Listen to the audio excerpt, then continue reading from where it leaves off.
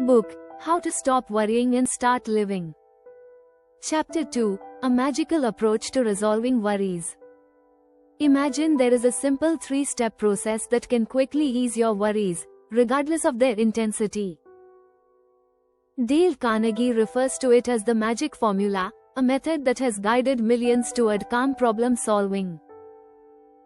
In Chapter 2 of How to Stop Worrying and Start Living, Carnegie shares a practical strategy, commonly used by engineers, entrepreneurs, and doctors for clear thinking in tough moments. Let's dive into the details. Step 1. Ask yourself, what's the worst that can possibly happen? In times of worry, our minds amplify the issue, making it seem far larger than reality. Carnegie advises, pause. Sit quietly. Analyze the absolute worst-case scenario. Once you define it distinctly, your mind calms down and stops racing.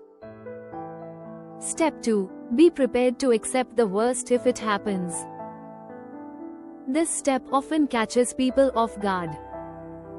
Carnegie explains that by mentally embracing the worst outcome, our fears diminish, our thoughts relax, we gain emotional mastery.